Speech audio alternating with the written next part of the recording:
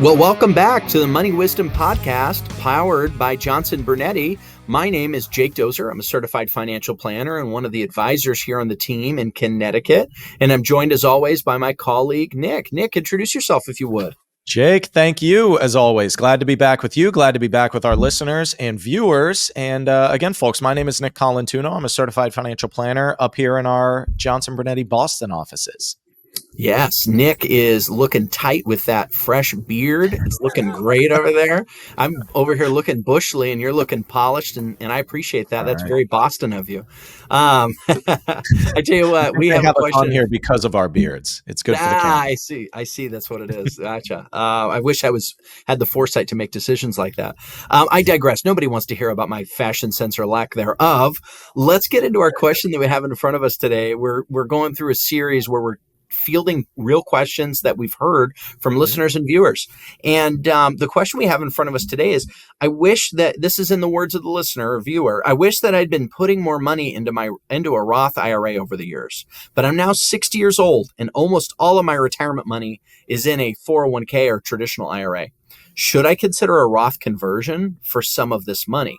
Man, this is such a poignant, talked about question. Nick, why don't you start us off?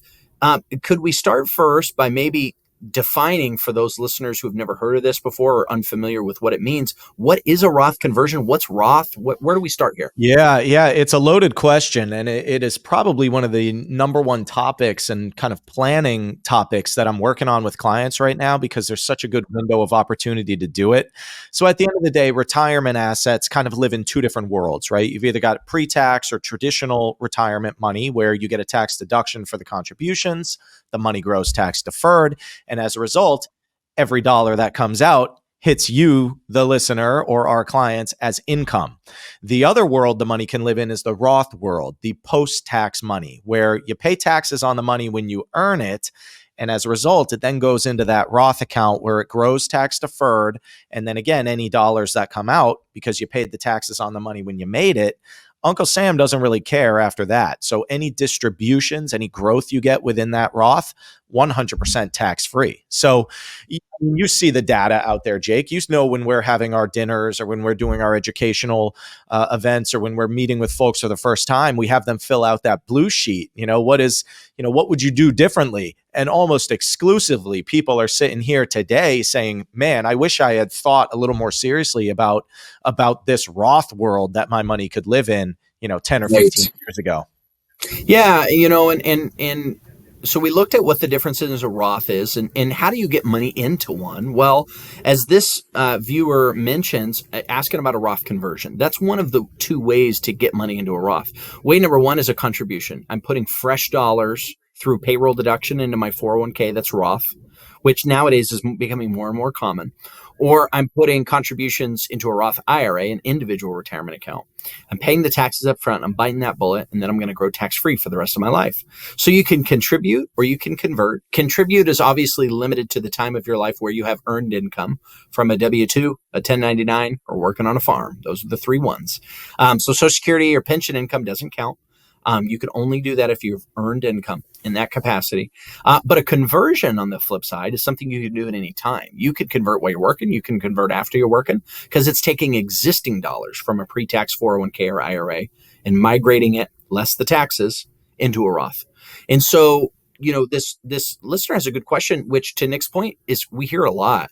One of the things to keep in mind is this wasn't available until 1997 or 1998. So if you haven't done it and you're at the age of retirement, it's likely because you never heard of it. Furthermore, it wasn't popular for 5 or 10 years after that date because it was this new thing that nobody realized really recognized the value of.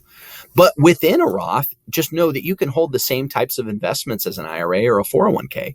There's no special rules just because it's treated different from a tax perspective. But really, it all boils down to this: is when is the time for me to pay the taxes so I pay the least amount of taxes? I mean, that's really what it comes down to. Is do I pay the taxes now, and is it going to be therefore less than what it would be later? Am I going to pay the taxes later, knowing that I get a bigger break now? Furthermore, sometimes people will come in and, I just met with somebody actually this morning, and he said to me, my accountant asked me a good question, which was, well, if I do a Roth conversion, am I doing that for my kids and not really for me? The idea there is I'm converting money so it grows tax-free, but if it grows a long time, I won't be here. And so my kids are going to be the ones really realizing the benefit.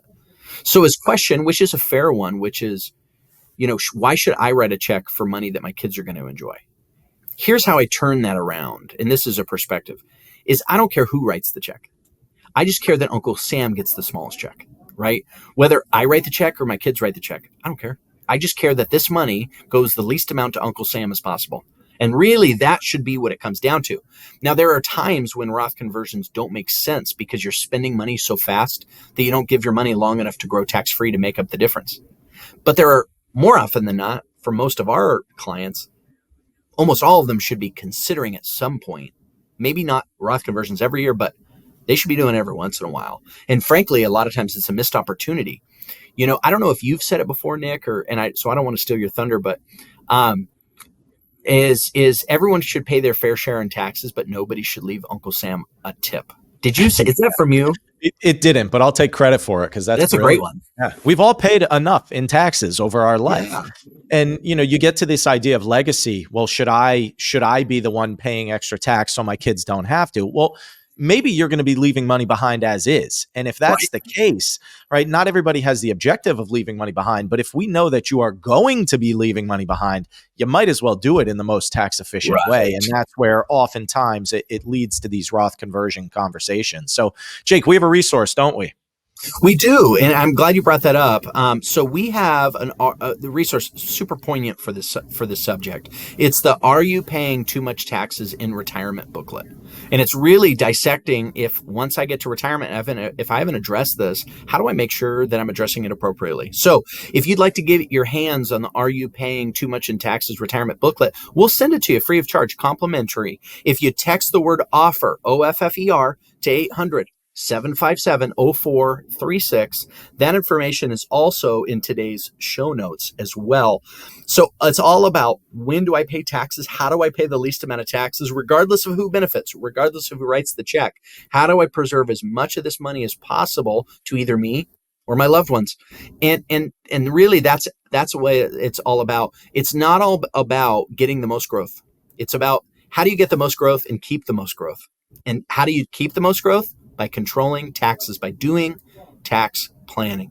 I hope that today's episode was helpful. I hope you learned something from Nick, and certainly I was just here to not get in the way. And we'll look forward to seeing you on the next Money Wisdom podcast. Be sure, if you like this content, to give it a like, share this video, or subscribe, and we'll see you next time. Investment advisory services offered through JB Capital LLC. Insurance products offered through JN Financial LLC.